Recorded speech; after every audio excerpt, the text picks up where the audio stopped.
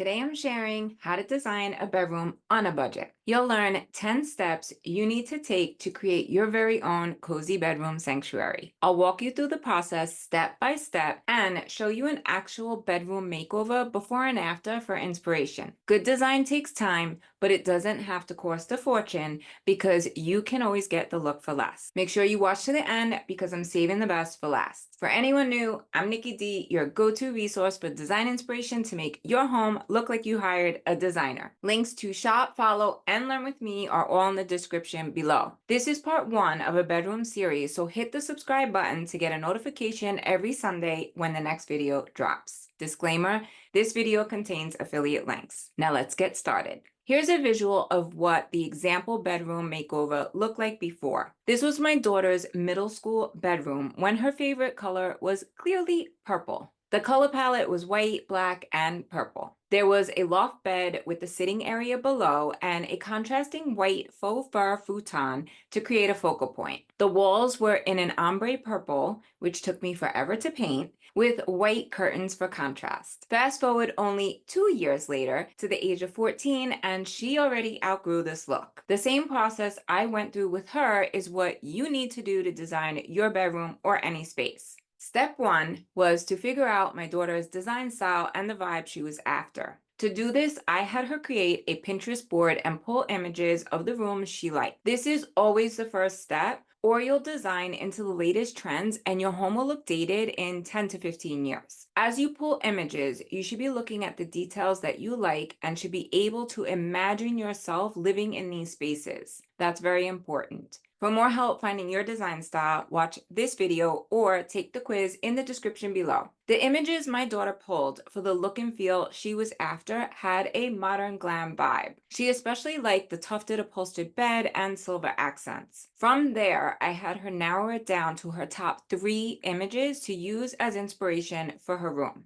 Since they all had a neutral color palette, we had to be very intentional to add interest with texture, materials, and decor. Step 2 was to find a jumping off point to create the color palette. For this, we went to HomeGoods to look at ideas and see if they had any one-off pieces that would work in her design. At this point, you don't really want to buy any furniture because you'll lock yourself in and have to work around those pieces. If you do see anything that you like and know it's going to be gone, then just make sure that it's returnable if you make the purchase. For help shopping HomeGoods, watch this video. We knew the colors would be white and gray like the inspiration images, but we needed an actual piece to pull the colors from. All colors have different undertones, so for example, you can have a blue-gray or a yellow-gray. If you choose colors that don't complement each other, they can clash and your design will look off. The jumping off point that you choose can be anything from a piece of artwork, an area rug, or printed fabric like we used. In bedroom designs, a great place to start is with your comforter since it's on the bed, which is the largest piece of furniture in the room. My daughter chose this boho-inspired comforter, which was perfect. It had the right colors and would add pattern and interest to the neutral base. The silver metallic printing in the comforter also tied back to the touches of silver that were used in the room. The comforter was used as a starting point to match and pull colors from for the rest of the design. You need to do the same to create your color palette. The colors you choose will set the tone for your room. For example, if you want a calm, peaceful retreat, go for soft neutrals, cool blues, or soothing greens. For a touch of drama, deep, rich tones like navy or charcoal can add a touch of luxury. A pro tip is to keep your main colors soft and subtle with a neutral base and add pops to your pillows, artwork, or decor. For help creating a color palette, watch this video. Something that I want to point out is as you go through this process, your design is going to evolve. So over time, as my daughter grew and she went off to college, I did actually change the boho-inspired bedding that started and created the whole color palette to just a white duvet set, and everything still works together because of that neutral base. Step 3 was to measure the room and create a floor plan. I tell you this with every video because it's super important and the roadmap of your design. By creating a floor plan, I was able to play with different layout ideas. Designers often create 2 to 3 floor plan options for clients to choose from, and you should do the same. My daughter chose the layout that had the bed in front of the window instead of at the side where it was before. She likes her room dark and always has the blackout curtains closed, so she was okay blocking the window. This layout also created balance and symmetry in the room, which gave it a more elevated vibe. When creating the floor plan, I first put the queen size bed and area rug because those are the two largest pieces. Then I added the dresser and the nightstands. Once the core pieces were in, I could see that there was room at the foot of the bed for a tufted bench. Adding extra seating to your bedroom is going to create a moment and a place to sit down while getting dressed. My daughter also uses it to pile up her clothes, which works for her.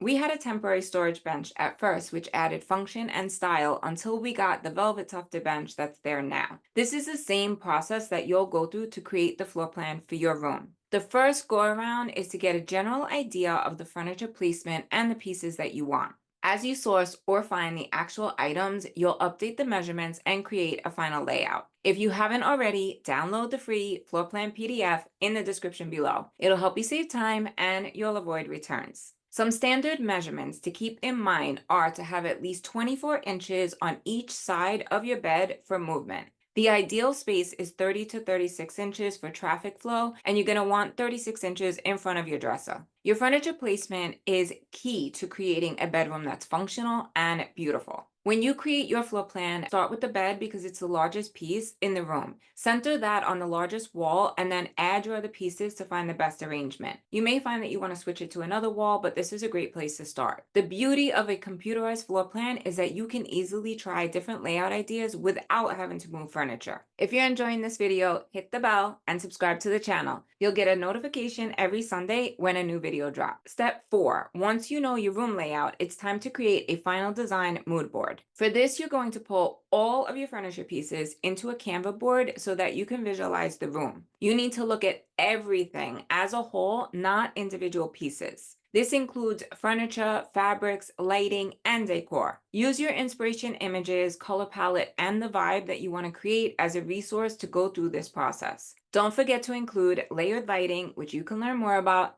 here.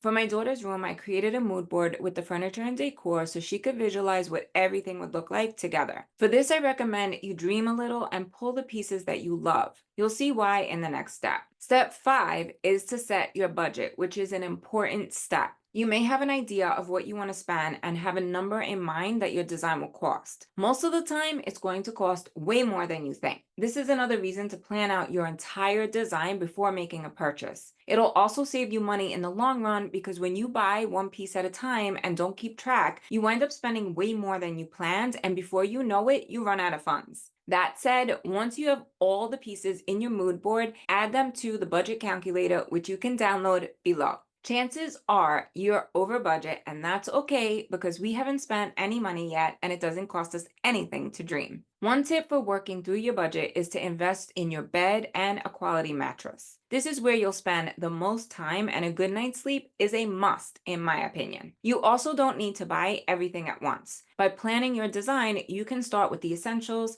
and then buy the rest over time. For my daughter's room, we planned out the whole design and then went back to HomeGoods because we were on a tight budget. Also, we had just done her room over 2 years ago, so we were going through this process again. We were able to get the headboard, area rug, mirrors, table lamps, and decor, which was a huge savings. We also got the dresser from IKEA with a glass top and found rhinestone knobs at HomeGoods for an elevated look. To learn more about spotting HomeGoods finds, watch this video. Step 6. Notice how I haven't mentioned anything about the paint color up to this point. That's because despite what you may think, paint is not the first thing that you choose when designing a room. It's only after you have the whole concept together that you choose the paint color. You need to look at everything as a whole before this important step. If not, you'll have to match your expensive bed to a $60 gallon of paint when it should be the other way around. I go into depth on everything you need to know about how to choose a paint color, including a list of colors that don't disappoint,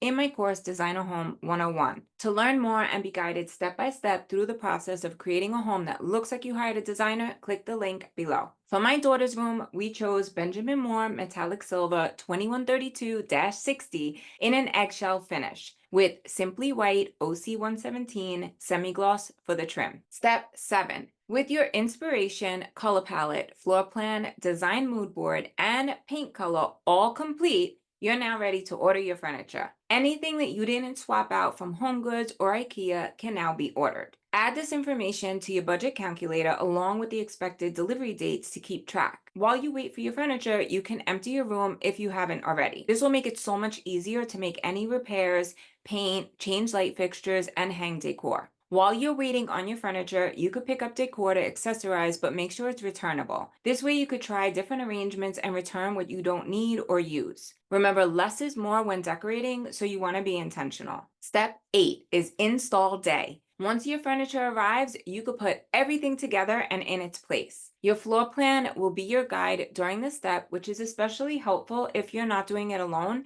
because everybody will see your vision and be on the same page. Start with the larger pieces like your rug and bed. Then go to the dresser and nightstands until you have everything in place. Step 9 is to decorate and accessorize. This is the final step to make your room look complete. Add your lamps, throw blankets, and wall decor for style and personality. You could also add greenery for a touch of the outdoors. For my daughter's room, we created a gallery wall of artwork and added pieces that were special to her. She didn't want any color other than the white, gray, and silver, but she did let me add a few touches of blush pink, which added interest. It's in the fur blanket, candle, and small box. It brings in texture and carries your eye throughout the room. Step 10 is to enjoy your beautiful room and get a great night's sleep. Take pictures and share all your hard work with your family and friends. You should be so proud of yourself, and they will be too. Don't be surprised if they ask you to help them design their home. That's always a side effect of doing a great job.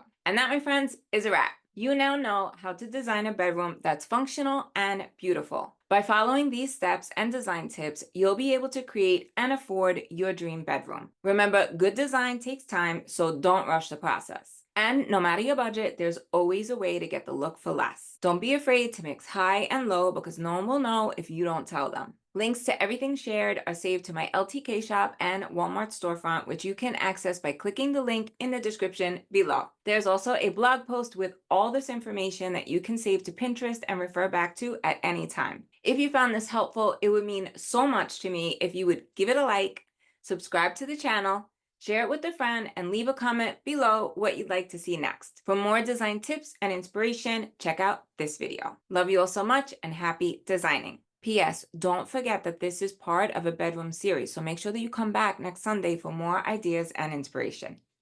Ciao.